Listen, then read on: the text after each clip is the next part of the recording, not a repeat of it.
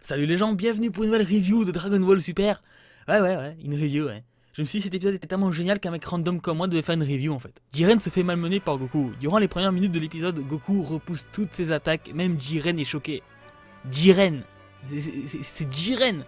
Même le Kaioshin et l'Akaishin commencent à paniquer en remarquant que Goku surpasse Jiren. Et c'est ce que je voulais voir, un Jiren malmené par Goku.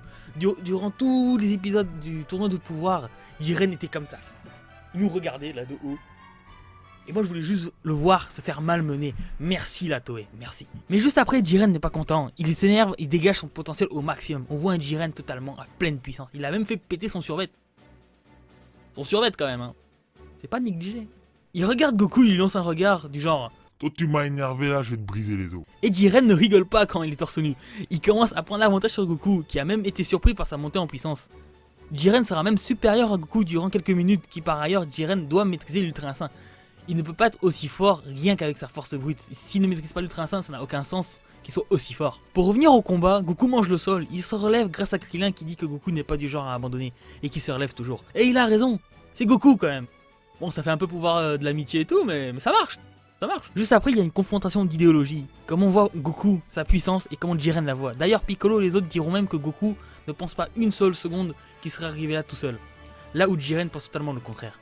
Ce guerrier de la justice attaquera même les spectateurs de l'univers 7 en disant que le pouvoir d'amitié, c'est clairement ce qu'il dit, pouvait être facilement détruit. Mais Goku arrêta son Kikoa.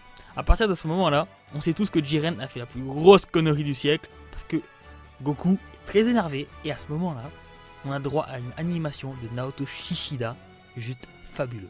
Jiren est vaincu par Goku. Il lui demande même de l'achever, mais Goku arrive à ses limites et perd son Migate no Gokui. Et ça, c'est pas de la malchance. Du coup, Jiren en profite pour sortir Goku. Mais c'est là que intervient le mec que la Toei a voulu nous faire oublier. Frieza, qui sauve Goku de sa chute. Et juste après, on voit numéro 17 qui n'est pas mort. Alors certains diront que c'est de la merde, ce que je comprends bien évidemment. Mais moi je vais vous dire pourquoi je trouve ça pas totalement débile. Rappelez-vous à l'épisode 110 de Dragon Ball Super, quand Goku a lancé son Genki Dama, on a tous cru, les gens ont cru qu'il était mort. Le Daishinkan et même Zeno ont dit qu'il s'était suicidé avec sa bombe, son Genki Dama. Même les Zeno étaient prêts à faire ça là. On va appuyer sur le pad, Goku est foutu. Alors que nous on savait très bien qu'il était pas mort. Et C17 c'est à peu près pareil. Quand il s'est auto-détruit, on nous a juste dit qu'il s'était auto-détruit en fait. À aucun moment on nous a dit qu'il était mort ou on nous a montré le pad. Alors que justement, l'épisode 128 je crois, c'est ça, où Vegeta sort, quand Vegeta sort on nous montre le pad. Mais à aucun moment on nous a montré C17.